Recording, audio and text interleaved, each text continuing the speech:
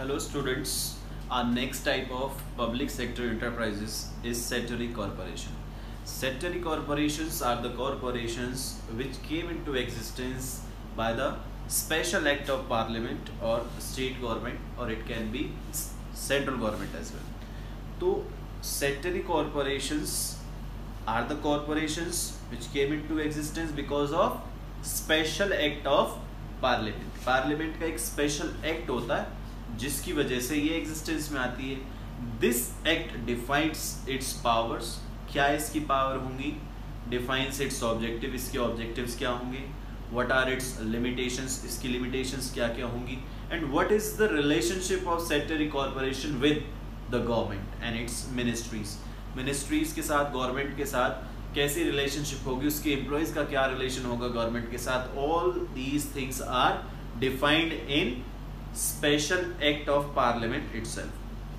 तो ये जो स्टैट्यूटरी कॉर्पोरेशंस होती हैं ये डिफरेंट होती हैं from departmental undertaking. Like in departmental undertaking there is no separate legal entity. No, it is not a body corporate. Departmental undertaking की अपनी कोई पहचान नहीं होती. It is known by the ministry of the government और the ministers.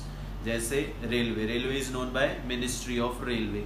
तो वो government को ही हम डायरेक्टली जो है सू कर सकते हैं ऑन बिहाफ ऑफ रेलवे. यानी कि अगर हमें रेलवे के खिलाफ केस करना है तो it means we are filing a case against the government, क्योंकि रेलवे की तो अपनी कोई पहचान नहीं है. बट स्टैट्यूटरी कॉर्पोरेशन की अपनी खुद की लीगल एंटिटी होती है. It is a body corporate. Body corporate का मतलब होता है जिसकी अपनी खुद की लीगल एंटिटी हो. तो one can file a case against this body corporate and this body corporate can also sue any other third party. It can purchase और sell any assets on its own name. तो इसकी body corporate होती है, अपनी legal entity होती है. ये fully owned by the government होती है. ऐसा नहीं है कि ये प्राइवेट है. It is owned by the government. लेकिन गवर्नमेंट का रिलेशनशिप डिफरेंट होता है इसमें as in departmental undertaking. Departmental undertaking में अलग होता है और यहाँ पर अलग होता है. डिपार्टमेंटल अंडरटेकिंग पे डायरेक्ट कंट्रोल होता है गवर्नमेंट का, बट यहाँ इनडायरेक्ट कंट्रोल होता है.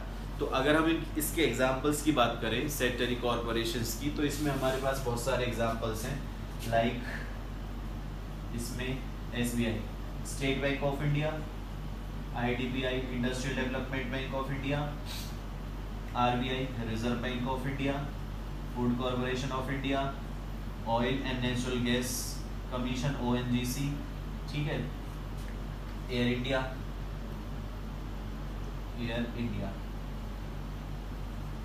या इंडियन एयरलाइंस. ये सारे किसके एग्जाम्पल हैं? स्टैट्यूटरी कॉर्पोरेशंस के ये एग्जाम्पल्स हैं. तो स्टैट्यूटरी कॉर्पोरेशंस डिफरेंट हो जाती हैं डिपार्टमेंटल अंडरटेकिंग से. कैसे, वो हम इन फीचर्स से अभी डिस्कस कर लेंगे. जैसे डिपार्टमेंटल अंडरटेकिंग में तो हम क्या करते हैं, एक मिनिस्ट्री बनानी पड़ती है, क्योंकि departmental undertaking are the sub division of government departments. ये गवर्नमेंट डिपार्टमेंट के सब डिवीजन नहीं एक्चुअली. ये कैसे आया एग्जिस्टेंस में? By the special act of parliament. Parliament में हमें एक बिल लाना पड़ता है. पहले वो बिल लोअर हाउस में आता है. लोअर हाउस में अगर वो पास हो जाता है तो फिर वो अपर हाउस यानी कि राज्यसभा में जाता है. वहाँ भी अगर वो पास हो जाता है तो फिर वो फाइनल एक्सेप्टेंस के लिए, फाइनल स्वीकृति के लिए किसके पास जाता है? प्रेसिडेंट ऑफ इंडिया के पास. प्रेसिडेंट के साइन होते ही वो बिल क्या बन जाता है? एक एक्ट बन जाता है. तो ऐसे किसी एक्ट की वजह से अगर कोई कॉर्पोरेशन एग्जिस्टेंस में आती है तो उसको बोलते हैं स्टैट्यूटरी कॉर्पोरेशन. उस एक्ट में उसकी सारी powers, objectives, limitations, it's relationship with the government, सब कुछ डिफाइन होता है. जैसे हम अगर एग्जांपल लें, RBI, reserve bank of India का गवर्नमेंट के साथ क्या रिलेशनशिप है, वो रिजर्व बैंक ऑफ इंडिया का जो एक्ट है जो गवर्नमेंट ने पास किया हुआ है वो एक्ट ही बताएगा. ठीक है. It is only owned by the state. यहाँ स्टेट का मतलब क्या होता है बच्चे? गवर्नमेंट होता है. वो गवर्नमेंट स्टेट गवर्नमेंट भी हो सकती है और सेंट्रल गवर्नमेंट भी हो सकती है. ठीक है. फुली ओन्ड बाय द, यानी कि ओनरशिप इसमें गवर्नमेंट की होती है, बट कंट्रोल डायरेक्ट नहीं होता है. गवर्नमेंट का इस पे इनडायरेक्ट कंट्रोल होता है, बिकॉज गवर्नमेंट वो सेंट्रल भी और स्टेट भी हो सकती है. Government generally appoint the board of directors who manages the operation of these statutory corporation. Government का यहाँ पर कोई डायरेक्ट जो है इंटरफेरेंस नहीं होता। हाँ, गवर्नमेंट का डायरेक्ट इंटरफेरेंस होगा, कब? जो बहुत ज़्यादा मेजर डिसीजन मेकिंग होगी, जहाँ पर बहुत ज़्यादा huge amount of funds involve हों, ठीक है, जो इम्पोर्टेंस या इम्पोर्टेंट जो डिसीजंस होंगे वहाँ सिर्फ गवर्नमेंट का जो है अप्रूवल लिया जाता है। Otherwise government daily routine work में इंटरफेयर नहीं करती, like in departmental undertaking. Body corporate है मतलब अपनी खुद की इसकी लीगल एंटिटी है, भी लिख देता हूँ आपको समझ में आ जाएगा। इसकी अपनी खुद की एंटिटी होती है, यानी कि अपने नाम पर ये कुछ भी एसेट खरीद बेच सकती है, अपने नाम से किसी थर्ड पार्टी को सू कर सकती है, यानी कि उसके पास केस कर सकती है। इंडिपेंडेंटली फाइनेंस्ड, इंडिपेंडेंटली फाइनेंस बड़ा इंपॉर्टेंट पॉइंट है और इसमें बच्चे कंफ्यूज होते हैं, बहुत ध्यान से आपको सुनना। इंडिपेंडेंटली फाइनेंस्ड का मतलब होता है कि यहाँ जो फाइनेंस आता है ना वो बजट से नहीं आता, गवर्नमेंट के बजट से यहाँ फाइनेंस नहीं आता है, पहली बात। जैसे डिपार्टमेंटल अंडरटेकिंग की बात करें, जैसे रेलवे में जो भी फंड्स आते हैं वो कहाँ से आते हैं? सेंट्रल बजट से आते हैं, गवर्नमेंट का जो बजट आता है वहाँ से आते हैं। यहाँ पर ये बजट नहीं आते एक्चुअली। ये इंडिपेंडेंटली फाइनेंस का मतलब ये है कि ये सेक्टरी कॉरपोरेशंस के जो भी रेवेन्यूज होते हैं, यानी कि अपने गुड्स और सर्विसेज को बेचकर जो भी इनकी इनकम होती है वो इनकम गवर्नमेंट ट्रेजरी में नहीं जाती, ठीक है, जैसे डिपार्टमेंटल अंडरटेकिंग में जाती है। वो इनकम पहले हमारे खुद के पास आएगी, यानी कि सेक्टरी कॉरपोरेशंस में आएगी। सेक्टरी कॉरपोरेशंस को जितना उसमें से पैसा चाहिए to run their enterprises successfully और smoothly without the shortage of finance, वो उस फंड को उस एक्सटेंट तक अपने पास रख लेती है। इसको अथॉरिटी है, सेक्टरी कॉरपोरेशन को इतनी अथॉरिटी है कि जो इनकी इनकम होगी उसमें से पहले अपने लिए पैसा ये रखेंगे। ये सरकार के ऊपर निर्भर नहीं है, अपनी इनकम में से ही पैसा लेंगे, ठीक है। उसके बाद अगर कुछ बच जाता है तो वो गवर्नमेंट को मिल जाएगा, ठीक है। गवर्नमेंट को पूरा राइट है टू एप्रोप्रिएट इट्स प्रॉफिट, यानी कि सेक्टरी कॉरपोरेशन में अगर कोई प्रॉफिट होता है तो गवर्नमेंट जरूर ले लेगी, बट कितना लेगी? जितना ये खुद देंगे। सेक्टरी कॉरपोरेशंस अपने खर्चे काटने के बाद, और आगे इनको कोई ग्रोथ और एक्सपेंशन के लिए फंड्स की रिक्वायरमेंट है तो उतना पैसा भी अपने पास ही रिटेन कर लेते हैं। उसके बाद अगर कुछ बचता है तो वो गवर्नमेंट को मिल जाता है, ठीक है। यहाँ पर जो इसके एम्प्लॉयज होते हैं वो गवर्नमेंट एम्प्लॉयज नहीं होती। जैसे डिपार्टमेंटल अंडरटेकिंग में जो एम्प्लॉयज होते हैं वो गवर्नमेंट एम्प्लॉयज होते हैं, जैसे अदर गवर्नमेंट एम्प्लॉयज को ट्रीट किया जाता है वैसे ही डिपार्टमेंटल अंडरटेकिंग के एम्प्लॉयज को भी ट्रीट किया जाता है। बट ये सेक्टरी कॉरपोरेशंस में जो काम करते हैं लोग, जो एम्प्लॉयज होते हैं वो गवर्नमेंट एम्प्लॉयज होते नहीं है एक्चुअली। नो डाउट कि उनको जो पे दिया जाता है और जो भी उनके रूल्स एप्लीकेबल होते हैं एम्प्लॉयमेंट पे वो सेम होते हैं जैसे गवर्नमेंट में होते हैं, बट वो गवर्नमेंट एम्प्लॉयज नहीं हैं, ठीक है। उनको कैसे रिक्रूट करना होता है, कैसे रिटायर करना होता है, कैसे उनका सिलेक्शन होता है, कैसे उनका अपॉइंटमेंट होता है, ये सारी बातें कहाँ लिखी हुई हैं? एक्ट में। ये सारी चीज़ें भी एक्ट डिफाइन करेगा कि एम्प्लॉयज़ का सिलेक्शन, उनका अपॉइंटमेंट, उनका रिक्रूटमेंट, उनका रिटायरमेंट किस तरीके से होगा, ठीक है बच्चे। लास्ट इसका जो फीचर है, not subject to same accounting and audit control या procedure applicable to government departments. जैसे गवर्नमेंट डिपार्टमेंट्स या गवर्नमेंट जो डिपार्टमेंटल अंडरटेकिंग है वहाँ पर क्या होता है? बजटरी कंट्रोल होता है। गवर्नमेंट उनकी इनकम पर पूरा कंट्रोल रखती है, सारी इनकम कहाँ जाती है? गवर्नमेंट ट्रेजरी में जाती है, सरकारी खजाने में। यहाँ पर ऐसा नहीं है। यहाँ पर जो हमारे क्या है, CAG controller and auditor general, इसकी फुल फॉर्म CAG की फुल फॉर्म जो होती है कंट्रोलर एंड ऑडिटर जनरल होती है, ठीक है। ये CAG जो होती है या कैग जिसे हम कहते हैं, कई बार आप न्यूज़ में भी सुना होगा, CAG की जो अथॉरिटी है ये भी गवर्नमेंट की एक अथॉरिटी है। CAG controller and auditor general अपना पूरा ऑडिटिंग और अकाउंटिंग करता है किसकी? Secretary corporation. यानी कि सेक्टरी कॉरपोरेशन के अकाउंट्स कौन ऑडिट करता है? CAG controller and auditor general. याद रखना, क्योंकि जैसे डिपार्टमेंटल अंडरटेकिंग में अकाउंटिंग और ऑडिट कंट्रोल होता है, वहां पर एक्चुअली बजटरी कंट्रोल होता है, यानी कि गवर्नमेंट खुद कंट्रोल करती है। गवर्नमेंट को जो भी इनकम होती है वो अपनी गवर्नमेंट ट्रेजरी में ले जानी होती है। यहाँ पर ऐसा नहीं है। यहाँ पर इनके जो भी अकाउंट्स बनाते हैं, जो भी अकाउंटिंग प्रोसेस फॉलो करते हैं, वो उस तरीके से ऑडिट नहीं होता जैसे डिपार्टमेंटल अंडरटेकिंग होता है। यहाँ अलग तरीका है। यहाँ पर उनके अकाउंट्स को कौन ऑडिट करता है? CAG, controller and auditor general, याद रखना। तो ये डिफरेंस है उन दोनों, ठीक है बच्चा। तो इसके बाद अगर हम इसके मेरिट्स की बात करें तो मेरिट्स में सबसे पहले तो ये यहाँ पर गवर्नमेंट के अनडिजायरेबल रूल्स एंड रेगुलेशंस नहीं है। यहाँ पर हमारे पास खुद फ्लेक्सिबिलिटी और ऑटोनोमस मैनेजमेंट है, यानी कि ऑटोनोमस हमारे पास फ्रीडम ऑफ एक्शन है।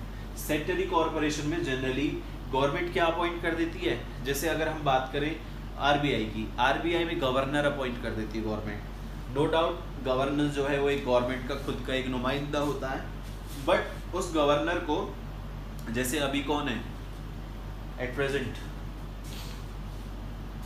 कौन है? रघुराम राजन है, ठीक है, उर्जित पटेल उससे पहले थे। तो यहाँ पर अनडिजायरेबल कंट्रोल जो गवर्नमेंट का होता है डिपार्टमेंटल अंडरटेकिंग में, आपने देखा होगा कि जो भी कंसर्न मिनिस्टर है उसी को सारे डिसीजन लेते हैं। यहाँ पर ऐसा नहीं है। यहाँ पर गवर्नमेंट अनडिजायरेबल जो है मतलब डेली रूटीन वर्क में इंटरफियरेंस नहीं करती। यहाँ पर हमारे पास ऑटोनोमी है, यानी कि फ्रीडम ऑफ एक्शन है, लिखा हुआ है ना ऑटोनोमस ऑर्गेनाइजेशंस, ये ऑटोनोमस ऑर्गेनाइजेशन है। और यहाँ पर फ्लेक्सिबिलिटी भी होती है, जैसे डिपार्टमेंटल अंडरटेकिंग में हमने देखा था वहाँ पर फ्लेक्सिबिलिटी नहीं थी क्योंकि हम अपने तरीके से काम नहीं कर सकते। यहाँ पर हम अपने तरीके से काम कर सकते हैं, इसीलिए यहाँ पर क्या है? फ्लेक्सिबिलिटी है, because we can take our own decision, we can work the way we like, ठीक है, जिस तरीके से हमें अच्छा लगता है काम करना या हमें लगता है बहुत ज़्यादा क्रिएटिव है, उस तरीके से यहाँ पर काम होता है, ठीक है। तो गवर्नमेंट का यहाँ पे अनडिजायरेबल रूल्स एंड रेगुलेशंस जो होते थे डिपार्टमेंटल अंडरटेकिंग में, यहाँ पर ऐसा नहीं है, क्योंकि यहाँ के रूल्स और रेगुलेशंस जो हैं वो किसने डिफाइन किए हैं? Special act of parliament. तो हमें उस एक्ट के रूल्स रेगुलेशंस फॉलो करने हैं, ना कि गवर्नमेंट के। Government do not interfere in financial matters, government financial matters में भी ज़्यादा बातचीत नहीं करती, इंटरफेरेंस नहीं करती। मैंने अभी बताया ना, इंडिपेंडेंटली फाइनेंस्ड है, जो भी इसकी इनकम होती है उसमें से पहले हम अपने पैसे, अपने जितनी भी हमें रिक्वायरमेंट है अपने खर्चे के लिए या ग्रोथ और एक्सपेंशन के लिए, हमें कहीं और फर्दर इन्वेस्टमेंट करनी है, उसके लिए हम अपने फंड्स खुद अरेंज कर लेंगे अपनी इनकम में से। उसके बाद जो बचता है वो गवर्नमेंट के पास जाता है। तो यहाँ पर गवर्नमेंट फाइनेंशियल मैटर्स में नहीं बोलती। जैसे डिपार्टमेंटल अंडरटेकिंग के सारे रिसिप्ट्स या सारी रेवेन्यूज कहाँ जाते थे? गवर्नमेंट ट्रेजरी में। यहाँ पर ऐसा नहीं है, यहाँ पर हमारे पास फाइनेंशियल ऑटोनॉमी होती है। एक इसमें इकोनॉमिक डेवलपमेंट है। इकोनॉमिक डेवलपमेंट इसलिए क्योंकि इसका जो मोटिव होता है ना सेक्टरी कॉर्पोरेशन का, वो किस लिए बनाते हैं हम? सर्विस मोटिव होता है, सर्विस मोटिव। दूसरा ये प्रॉफिटेबल भी होती है, एफिशिएंसी होती है। यहाँ पर ऐसा क्यों एफिशिएंसी क्यों होती है? यहाँ पर प्रॉफिट क्यों होते हैं? डिपार्टमेंटल अंडरटेकिंग में प्रॉफिट क्यों नहीं होते? क्योंकि यहाँ पर प्रॉफिट इसलिए होते हैं कि जो हमारा बोर्ड होता है, बोर्ड ऑफ डायरेक्टर्स, BOD मतलब बोर्ड ऑफ डायरेक्टर्स, उसमें कौन होते हैं? प्रोफेशनल्स होते हैं, प्रोफेशनल्स, एक्सपर्ट्स, ठीक है, जिनको बहुत ज़्यादा एक्सपीरियंस होता है, जिन्हें समझ है बिजनेस कैसे करना होता है। जैसे गवर्नर RBI का वो कोई भी व्यक्ति तो नहीं बन सकता, कोई ऐसा व्यक्ति ही बनाएंगे जो बहुत ज़्यादा प्रोफेशनल होगा, उस फाइनेंशियल मैटर्स में बहुत ज़्यादा एक्सपर्ट होगा, जिसे बहुत ज़्यादा एक्सपीरियंस होगा रिलेटेड या कंसर्न एरिया का। तो यहाँ पर वो एक्सपर्ट्स अगर बिजनेस करेंगे, हम एक्सपर्ट्स इन ऑर्गेनाइजेशंस को मैनेज करेंगे, तो इन ऑर्गेनाइजेशंस में बेटर रिजल्ट्स आएंगे, प्रॉफिट्स होंगे, और वो प्रॉफिट्स दोबारा से कहाँ जाएंगे? हमारे देश की इकोनॉमी में ही इन्वेस्ट किए जाएंगे, हमारी इकोनॉमी का डेवलपमेंट होगा, देश का विकास होगा, ठीक है बच्चा। तो ये इसके मेरिट्स थे, ठीक है। अगर हम इसके डीमेरिट्स की बात करें तो थोड़ा हमें यहाँ पर निराशा मिलती है, क्योंकि अब ये तो मैंने कहा कि बहुत ज़्यादा फ्लेक्सिबिलिटी है, ऑटोनोमस ऑर्गेनाइजेशंस होती हैं, बट ये ऑटोनॉमी कई बार पेपर पे होती है। अगर हम एक्चुअल जाकर देखें तो इतनी ऑटोनॉमी नहीं होती, वहाँ पर फिर गवर्नमेंट का इंटरफेरेंस मिलता है। क्योंकि जैसे अगर मैं बात करूँ गवर्नर की, अगर सपोज करो गवर्नर कोई गवर्नमेंट का ही एक ऐसा पर्सन है जो गवर्नमेंट के बिल्कुल फेवर में हो, तो फिर गवर्नमेंट का इंटरफेरेंस होगा ना, क्योंकि वो तो वही काम करेगा जो गवर्नमेंट चाहती है। तो कई बार यहाँ पर जो गवर्नमेंट और पॉलिटिकल इंटरफेरेंस हो जाता है। दूसरा, जो भी हमारे मेजर या इम्पोर्टेंट डिसीजंस होते हैं, जहाँ पर ह्यूज फाइनेंस इन्वॉल्व होता है, जहाँ पर बहुत ज़्यादा फाइनेंस लगाती है, क्योंकि पैसा तो अल्टीमेटली गवर्नमेंट ने ही लगाया था ना, यहाँ पर गवर्नमेंट ने ही बनाई थी। तो जहाँ पर मेजर डिसीजन मेकिंग हो या बहुत ज़्यादा फाइनेंस इन्वॉल्व हो, वहाँ पर फिर गवर्नमेंट का अप्रूवल लेना पड़ता है सेंटरी कॉर्पोरेशन का। तो यहाँ पर फिर गवर्नमेंट और पॉलिटिकल इंटरफेरेंस आ जाता है। Not in daily routine work में, डेली रूटीन वर्क में गवर्नमेंट इंटरफेरेंस नहीं होता है। गवर्नमेंट का इंटरफेरेंस कब होगा? जहां पर इंपॉर्टेंट या मेजर डिसीजन मेकिंग होगी और जहां पर बहुत ज्यादा फाइनेंस इन्वॉल्व होगा ऐसे मैटर्स में कि हम कोई डिसीजन ले रहे हैं जहां पर बहुत ज्यादा पैसा हमें इन्वेस्ट करना है, तो फिर गवर्नमेंट से अप्रूवल लेना पड़ता है। ठीक है, किसमें मेनी रूल्स एंड रेगुलेशंस हैं कि जो एक्ट है उसमें भी बहुत सारे रूल्स रेगुलेशंस होते हैं। नो डाउट कि गवर्नमेंट के यहाँ पर रूल्स रेगुलेशंस नहीं है, यहाँ पर किसके रेगुलेशंस हैं? Special act. स्पेशल एक्ट सबकी सहमति से बनता है। ठीक है, तो स्पेशल एक्ट जो होगा उसमें बहुत सारे रूल्स रेगुलेशंस होंगे। ठीक है, वो हमें जरूर फॉलो करने होंगे। तो ये कॉम्प्लेक्सिटी इसमें आ जाती है। ये रामपट करप्शन एग्जिस्ट होता है, भ्रष्टाचार बहुत ज़्यादा भयंकर भ्रष्टाचार होता है यहाँ पर, ब्राइब्स, ठीक है, या मैनिपुलेशन ऑफ फैक्ट्स, क्योंकि फाइनेंशियल ऑटोनॉमी है ना यहाँ पर, गवर्नमेंट का ज़्यादा कंट्रोल नहीं है। हालांकि यहाँ पर CAG कंट्रोलर ऑडिटर जनरल जो है वो पूरी पैनी नज़र रखते हैं, बट फिर भी यहाँ पर जो है ऐसी करप्शन हो जाती है। ठीक है, एक इसमें यहाँ पर क्विक डिसीजन मेकिंग है तो इसलिए हो जाता है। अभी दोनों पॉइंट ऑफ व्यू से मैं समझाऊंगा।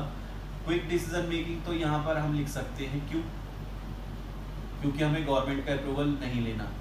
ठीक है, जैसे डिपार्टमेंटल अंडरटेकिंग में हर बात के लिए गवर्नमेंट के पास जाना पड़ता है ना, यहाँ पर ऐसा नहीं है। क्विक डिसीजन मेकिंग ले सकते हैं क्योंकि ऑटोनॉमस ऑर्गेनाइजेशन, हमारे पास खुद की पावर है अपने डिसीजन लेने के लिए। बट ये कई बार डिले डिसीजन भी हो जाता है। क्यों? बहुत ध्यान से सुनना आपको ये पॉइंट, फिर आप कंफ्यूज हो जाओगे, फिर आप पूछोगे सर ये ऐसे कैसे। देखो बेटा, गवर्नमेंट हमेशा ना, जो हमारा बोर्ड ऑफ डायरेक्टर होता है सेक्टरी कॉर्पोरेशन में, जो बोर्ड ऑफ डायरेक्टर्स होता है, उस बोर्ड ऑफ डायरेक्टर को या उन डायरेक्टर्स को एडवाइस करने के लिए गवर्नमेंट अपनी तरफ से एक एडवाइजर अपॉइंट कर देती है। ठीक है, तो government appoints advisers to the corporations board. जो कॉर्पोरेशंस का जो बोर्ड होता है वहाँ गवर्नमेंट अपने खुद के एडवाइजर्स जो है अपॉइंट कर देती है। अब वो एडवाइजर्स उन डायरेक्टर्स को हर बात पर एडवाइस करते हैं। ठीक है, लेकिन कई मैटर्स ऐसे भी तो होंगे कि जो एडवाइजर है वो तो एडवाइस कुछ और कर रहा है, बट डायरेक्टर्स का मानना है कि हमें गलत एडवाइस कर रहा है। ठीक है, डायरेक्टर्स को लगता है यार ये तो बेकार की बातें कर रहा है, हमें नहीं लगता कि ऐसे होना चाहिए। तो वहां पर क्या हो गया? डिसएग्रीमेंट। क्या हो गया बच्चे? डिसएग्रीमेंट हुआ, यानी कि कोई सहमति नहीं बनी, असहमति हुई। तो जहां पर डिसएग्रीमेंट होता है वो मैटर्स किसके पास जाएंगे? सेंट्रल गवर्नमेंट या स्टेट गवर्नमेंट, जो भी कंसर्न गवर्नमेंट होगी, गवर्नमेंट के पास जाएंगे। यानी कि जहां डिसएग्रीमेंट हुआ मैटर में, वो मैटर किसके पास जाएंगे? गवर्नमेंट के पास। अब गवर्नमेंट जो है फिर दोबारा से सारा डिस्कशन करेगी। ठीक है, तो वहां पर जब गवर्नमेंट के पास सारे डिसीजन चले जाते हैं, वहां पर फिर हमारी जो फ्रीडम है वो तो खत्म हो गई ना, कि भाई अब गवर्नमेंट डिसीजन लेगी, हमारे तो कुछ है ही। तो यहाँ पर हमारी फ्रीडम क्या हो जाती है? कर्ब हो जाती है, दब जाती है। ठीक है, हमारी जो फ्लेक्सिबिलिटी है वो खत्म हो जाती है, फिर वही इनफ्लेक्सिबिलिटी आ जाती है। और जब गवर्नमेंट के पास चला गया कोई भी मैटर, तो वहां पर फिर क्या हो जाता है? डिलेड डिसीजन मेकिंग होती है, डिलेड डिसीजन मेकिंग। तो याद रखना, क्विक डिसीजन मेकिंग तो इसलिए कि जो डेली रूटीन वर्क है वहां पर अगर सहमति बन जाती है तो क्विक डिसीजन मेकिंग, क्योंकि हमारे पास ऑटोनॉमी है कि हम अपने डिसीजन खुद ले सकते हैं, इतनी पावर हमारे पास है। बट यही क्विक डिसीजन कई बार डिलेड डिसीजन भी हो जाते हैं। क्यों? क्योंकि गवर्नमेंट एक एडवाइजर बोर्ड में अपना अपॉइंट कर देती है जो हर बात पर अपना एडवाइस देता है, और अगर उनके एडवाइस से डायरेक्टर्स को डिसएग्रीमेंट है, सहमति नहीं है, तो वो मैटर्स कहाँ जाएंगे? गवर्नमेंट के पास। फिर गवर्नमेंट के पास जाना मतलब डिलीट डिसीजन मेकिंग, डिसीजन में टाइम लगना, और हमारी जो फ्रीडम है वो दब जाती है, फिर हमें आज़ादी नहीं है, फिर डिसीजन क्योंकि हम नहीं ले सकते, फिर गवर्नमेंट डिसीजन लेगी। ठीक है, तो ये सारा इसमें था। सेक्टरी कॉर्पोरेशन बेटा बहुत इंपॉर्टेंट है एग्जामिनेशन पॉइंट ऑफ व्यू से। अगर इसमें अभी भी कोई डाउट रह गया, वैसे मैंने कोशिश की है कि हर एक एस्पेक्ट को मैंने कवर किया है, बट फिर भी अगर कोई पॉइंट स्किप हो जाता है या फिर आपको लगता है कि सर ये पॉइंट मेरे समझ में नहीं आया, तो आप डिस्कस कर सकते हैं। ठीक है, feel free to discuss your doubts. So thank you students. ठीक है, keep watching the videos. Thank you.